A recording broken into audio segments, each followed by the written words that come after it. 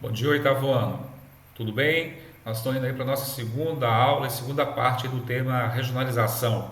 E nós vamos estar falando um pouco aí dessa regionalização em blocos econômicos, né? Os blocos econômicos foi uma solução aí encontrada pelo chefe de Estado para tentar resolver aí uma disputa acirrada entre os Estados-nações, principalmente no mercado mundial.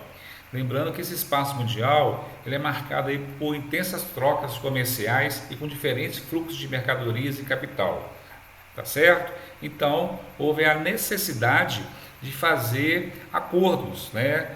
Então nós vamos estar falando aqui desses acordos. Uma das modalidades desses acordos é chamada de zona de livre comércio, né? Eu coloquei aqui para vocês um conceito simples: quando uma nação se ingressa em um bloco e com essas características reduz em curto e médio tempo as suas taxas alfandegárias. Então, ou seja, esses acordos, né, se é acordo, tem que ser bom para os dois lados, não pode ser só para um lado. Então, esse acordo é uma forma de fortalecer a economia local, a economia regional, a economia nacional dos países e assim dinamizar mais o mercado mundial. Tá certo? Então, nós vamos estar falando aí um pouco desses acordos, ok?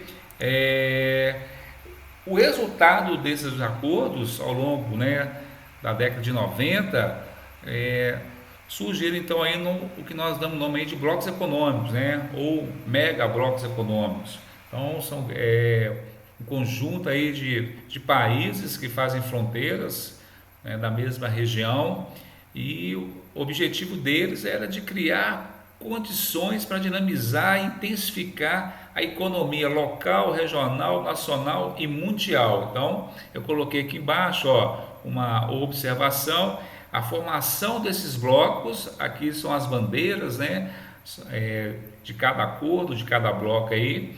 A formação de blocos tem como objetivo criar condições para dinamizar, intensificar a economia, ou seja, fortalecer essa economia, primeiramente local, regional, nacional, e para depois você disputar aí esse mercado mundial.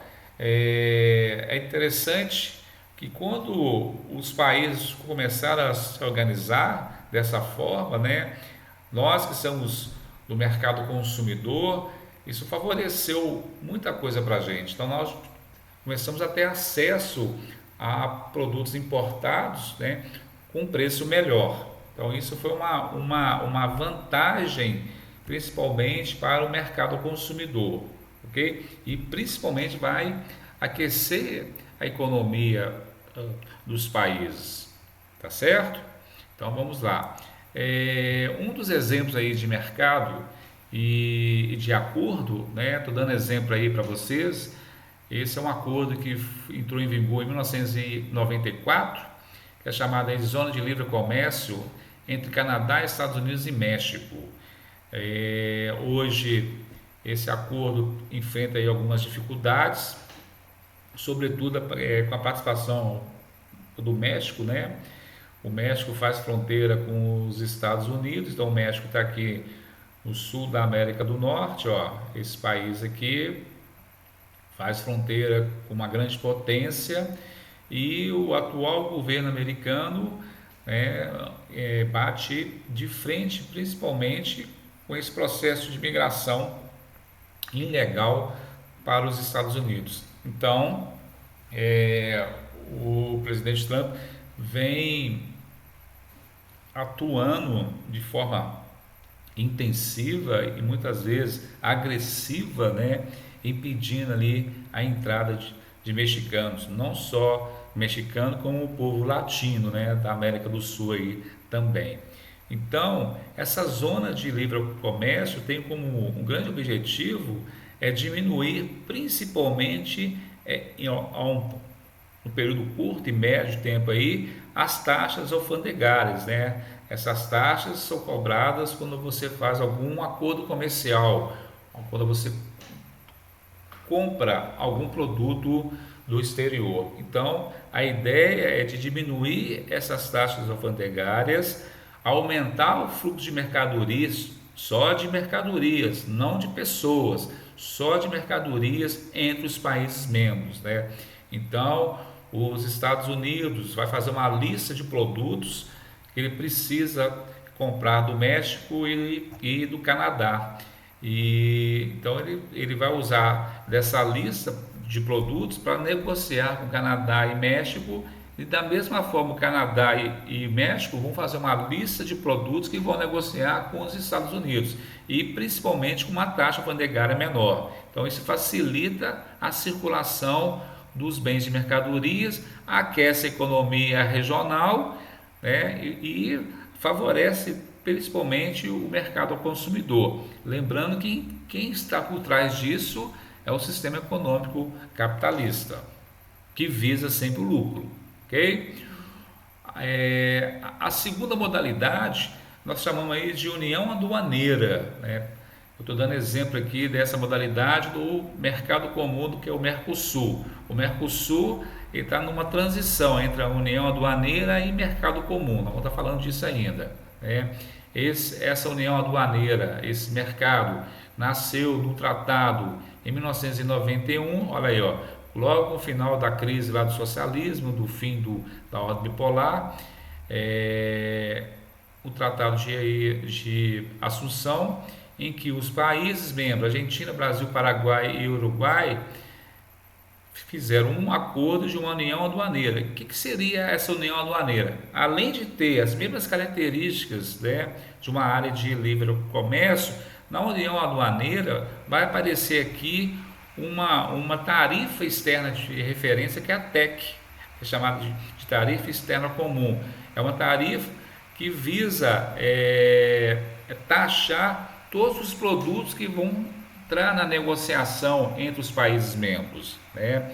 É uma forma de referenciar, é muito parecido com uma moeda universal hoje, que é o dólar, que é uma moeda de referência para qualquer transação econômica. Então, a partir do momento que você faz um acordo e cria-se uma TEC, então você passa a ter ali um valor de referência para fazer as suas transações comerciais. É interessante que nessa modalidade, né, além de circular mercadorias aí, você passa também a ter uma livre circulação. Então você passa a ter circulação de pessoas. Então não é só mercadorias. Então se tem pessoas, você passa a ter também serviços. Por exemplo, o professor aqui do Brasil pode trabalhar lá no Paraguai, na Argentina, no Uruguai. Então veja só. Então hoje o Mercosul, que tem essa modalidade de união aduaneira, ele é formado aí pelo Brasil, Argentina, Paraguai, Uruguai, Venezuela, que entrou em 2002, a Bolívia também. Nós temos alguns estados associados: Chile, Peru, Colômbia, Equador, Guiana e Suriname. E nós temos aí um país observador, que não consta aqui, mas ele também não só associado, mas ele é o observador desse acordo, que é o Chile, ok? Então, a união aduaneira é uma das modalidades que pertence ao Brasil aí, ó, que está dentro desse acordo aí do Mercosul. Estendendo essa união aduaneira, nós vamos estar falando aí de um mercado comum, ok? Então, dentro desse mercado comum, nós temos os países membros, nós temos os países associados, ó. Então o Chile deixou de ser observador lá na União Aduaneira, agora é um país associado, né, desse Mercosul, e você passa a ter o México, que é um país da América do Norte, né, mas é um país latino, que passa a ser agora um país observador. É interessante para o Brasil e para o Mercosul a presença do México, porque o México faz parte de um outro acordo, faz parte de uma área de livre comércio. Então, com certeza o México vai intermediar aí as transações entre o Mercosul com a NAFTA, ok? O que seria então esse mercado comum? Mercado comum é um bloco econômico que conta com o avanço do nível de integração econômica. Então agora não é só mercadorias, agora tem pessoas, tem bens de capital, tem trabalho, ó, e tornando então essa região entre os países membros, né, uma região sem fronteiras, no bom sentido, ok? Então, com a minha carteira de identidade, eu posso entrar na Argentina, eu posso entrar no Uruguai, no Paraguai, entre os países membros e países associados, tá certo? Então, isso facilita, fortalece a América do Sul quando você tem um grande acordo econômico entre esses países aí que fazem parte aí da América do Sul, beleza? O, o, o próximo estágio, né, é a União Política Monetária. Aqui eu coloquei uma bandeira, que é a bandeira da União Europeia, né, e aqui você tem o Reino Unido abandonando esse acordo, que nós vamos estar falando disso aqui no próximo slide. Então, mas vamos falar o que seria essa União Política Monetária. Na verdade, passa a ser um mercado comum, mas vai ampliar para uma união política e monetária. Então você tem todas essas características do mercado comum, mas agora você passa a ter uma moeda única, você passa a ter uma cidadania única, tá certo? Então, ó, consiste em um mercado comum que ampliou ainda mais o seu nível de integração e que passa a alcançar também um campo monetário.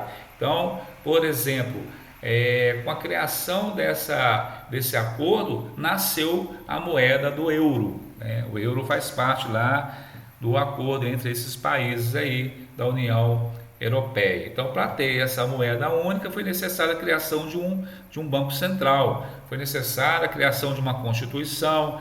Então, você passa a ter uma relação muito mais próxima, né? Na verdade, vou fazer uma analogia aqui, é como se fosse um casamento. Então, agora casou e tem que assumir aí as responsabilidades, né, de um casamento. Então, veja só, esses países que assinaram esse acordo, alguns adotaram a moeda única, outros não, tem lá os seus motivos, isso, mas a ideia era de equilibrar, de desenvolver e crescer de uma forma única todos os países que fazem parte dessa União Europeia. Então, a União Política Monetária seria, na verdade, o último estágio desses acordos. Quais acordos? Então, vamos lá. Vou voltar aqui, ó. Nós começamos a falar de uma zona de livre comércio, que é só a questão de bens e mercadorias. Não tem serviço, não tem pessoas. Depois nós falamos da União Aduaneira, serviços, pessoas, ó. Então aí você já entra mercadorias, você cria uma tarifa externa comum que passa a taxar todos os produtos na negociação entre os países desse acordo. Depois dessa união aduaneira, cria-se o mercado comum, então quebra um pouco aí a questão das fronteiras, né? Então você passa a ter circulação de pessoas, você passa a criar uma cidadania do mercado comum, então isso facilita aí a questão de trabalho, facilita a circulação de pessoas, né? Então você passa a ter um grande fluxo não só de mercadorias, mas também de pessoas entre os países membros e os países associados. E aí o último estágio passa a ser essa união política monetária. Então, além de ter tudo aquilo que tem nas outras etapas, a união política monetária, você passa a ter uma cidadania única. Então você passa a ser o cidadão europeu, cidadão da União Europeia, e você passa a ter também uma moeda única, tá certo? Então, de uma certa forma, o objetivo desses acordos é fortalecer a economia, dinamizar a economia local, regional, nacional e principalmente a economia mundial, tá certo? Então, mas eu vou falar aqui de uma curiosidade que eu ampliei aí, ó, aquele slidezinho lá dessa estrelinha do Reino Unido saindo, e esse ano foi oficializada aí a saída, né, principalmente do Reino Unido, que deixou a União Europeia.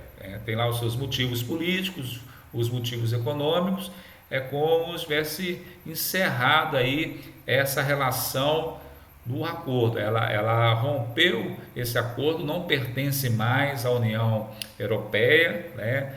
É uma região independente. Então, esse essa relação, né, essa saída aí ficou conhecida como Blacks, que é